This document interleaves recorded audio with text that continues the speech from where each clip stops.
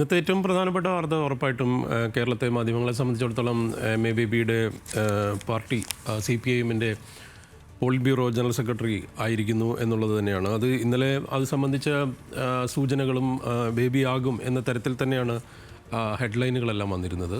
ഏതായാലും MA. Baby പാർട്ടിയുടെ general secretary ആയിരിക്കുന്നു. അത് സംബന്ധിച്ച് എനിക്ക് തോന്നുന്നത് ഇന്നത്തെ ദിവസത്തെ ഒരു നമ്മൾ ഈ ചില പ്രത്യേകതയുള്ള ചില ദിവസങ്ങളിൽ എനിക്ക് തോന്നുന്നു വാർത്തകളേക്കാൾ കൂടുതൽ അതിൻ്റെ തലക്കെട്ടുകളുടെ കൗതുകം അന്വേഷിക്കുക എന്ന് പറയുന്ന ശീലം എനിക്ക് വ്യക്തിപരമായിട്ട് തന്നെയുണ്ട്. ഇന്നത്തെ ദിവസം ഏറ്റവും കൂടുതൽ ഞാൻ ശ്രദ്ധിച്ച ഒരു കാര്യം ഈ തലക്കെട്ടുകൾ എങ്ങനെയാണ് ഇന്ന് കൊടുത്തിരിക്കുന്നത് എന്നാണ്. നമുക്കറിയാം, പണ്ട് മിന്നൽ പിണറായി എന്ന് മലയാള മനോരമ കൊടുത്ത തലവാചകം നമുക്ക് ഓർമ്മയുണ്ട്. ഏതായാലും രസകരമായിട്ടുള്ള തലക്കെട്ടുകളോടുകൂടിയുള്ള ഒരു ദിവസം എന്ന് തന്നെ നമുക്ക് ഇന്നത്തെ ദിവസത്തെക്കുറിച്ച് പറയാം.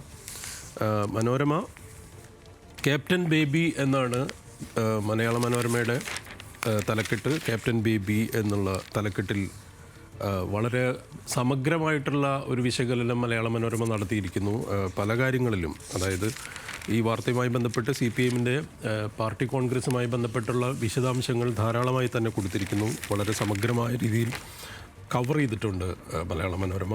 അത് പൊതുവേ CPIM വാർത്തകൾ വളരെ നല്ല രീതിയിൽ കവർ ചെയ്യുന്നൊരു പത്രം കൂടിയാണത്. അത് നമുക്കറിയാവുന്ന കാര്യമാണ്. മലയാള മനോരമയുടെ തലക്കെട്ടിൽ ക്യാപ്റ്റൻ ബേബി എന്ന് വരുന്നു. മാതൃഭൂമിയിൽ ഇനി ബേബിസം എന്നുള്ള തലക്കെട്ടിൽ മാതൃഭൂമി വരുന്നു. ചുവന്നു തൊടുത്തൊരു ബേബി എന്നാണ് മാധ്യമത്തിൻ്റെ തലക്കെട്ട്. അതുപോലെ തന്നെ ഒരു രസകരമായ തലക്കെട്ട് ദീപിക നൽകിയിരിക്കുന്നു. ഗെറ്റ് സെറ്റ് ബേബി എന്നാണ് ദീപിക നൽകിയിരിക്കുന്ന തലക്കെട്ട്. ദേശാഭിമാനിയിൽ വിപ്ലവ തിരുവിഴ എന്നുള്ള അവർ ടോപ്പിൽ കൊടുത്തിട്ടുണ്ട്. എം.എ. ബേബി നയിക്കും എന്ന് എഴുതിയിരിക്കുന്നു. ഒപ്പം തന്നെ കേരള കൗമുദിയിൽ തലമുറ മാറി നയിക്കാൻ എം.എ. ബേബി.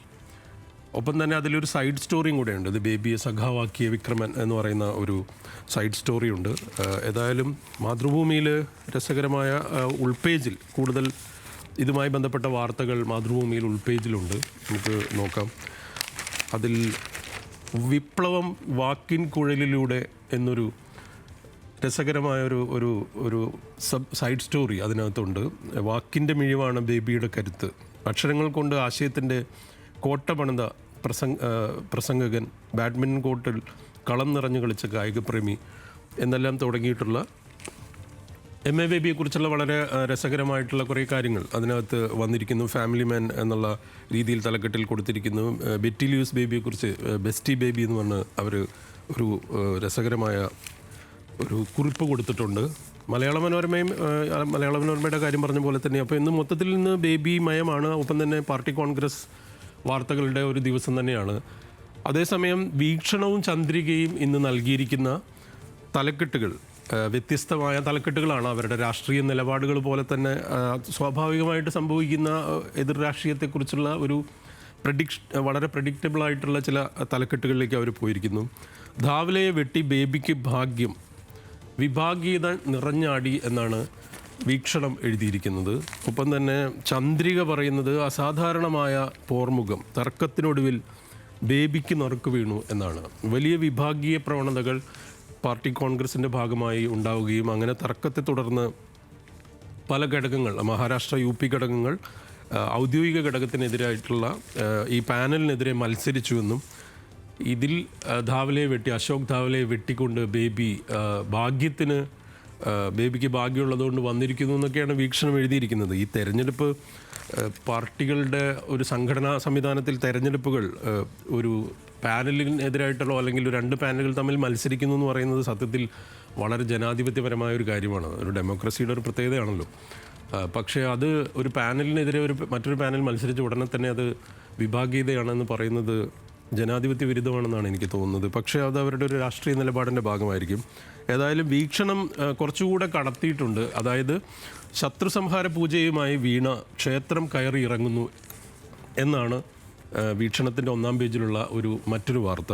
മുഖ്യമന്ത്രിയുടെ മകളും ഭാര്യയും തമിഴ്നാട്ടിൽ ക്ഷേത്ര ദർശനം നടത്തി എന്നുള്ളതാണ്. അത് മാത്രമല്ല, തഞ്ചാവൂരിലെ പ്രസിദ്ധമായ ബൃഹദീശ്വര ക്ഷേത്രത്തിൽ ദർശനം നടത്തിയ ചിത്രം. എനിക്ക് തോന്നുന്നു നമ്മൾ ആര് ഈ മേഖലയിൽ പോയാലും ഉറപ്പായും സന്ദർശിക്കാനിടയുള്ള ഒരു ക്ഷേത്രമാണത്. അതിൻ്റെ ഒരു ആർക്കിയോളജിക്കൽ പ്രത്യേകതകളൊക്കെ നമുക്ക് അറിയാവുന്നതാണ്. അതിനൊരു അതിൻ്റെ ഒരു ആർക്കിടെക്ചറൽ വണ്ടറാണ്. ഒരുപക്ഷെ ഇന്ത്യയിലെ ഏറ്റവും വലിയ അത്ഭുതകരമായ നിർമ്മിതി അല്ലെങ്കിൽ ഏഷ്യയിലെ എന്നൊക്കെ പറയാവുന്ന ക്ഷേത്രങ്ങളാണ് തഞ്ചാവൂരിലെ. സ്വാഭാവികമായും നമ്മൾ അവിടെ പോയാൽ കാണാവുന്നതാണ്. ഇനിയിപ്പോൾ വിശ്വാസത്തിൻ്റെ ഭാഗമായിട്ട് വേണമെങ്കിൽ പോവാം.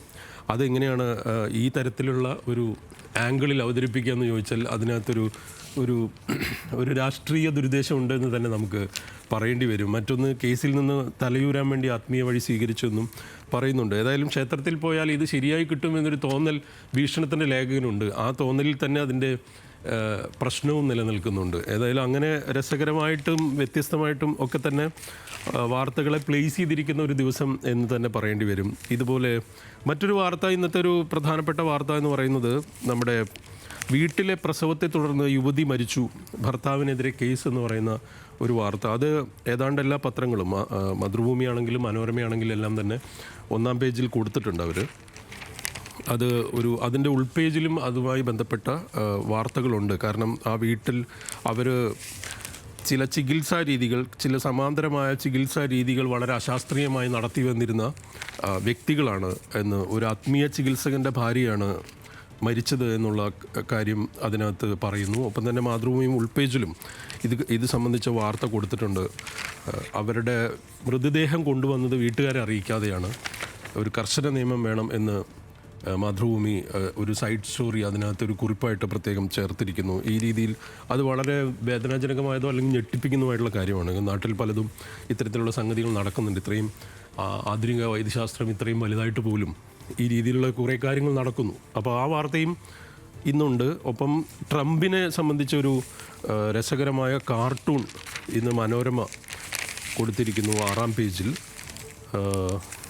അതായത് നികുതി ഇറക്കുമതി തീരുവയുമായി ബന്ധപ്പെട്ട്, ഇറക്കുമതി കയറ്റുമതിയുമായി ബന്ധപ്പെട്ട് വലിയ തരത്തിലുള്ള നികുതി വ്യത്യാസം വരുത്തിയതിനെക്കുറിച്ചുള്ള ഒരു കൗതുകരമായ കാർട്ടൂൺ. അതായത് അവിടുത്തെ ഓഹരി വിപണി നേരിട്ട തിരിച്ചടിയുമായി ബന്ധപ്പെട്ട് ഒരു ട്രോൾ എന്ന് പറയാവുന്ന തരത്തിലൊരു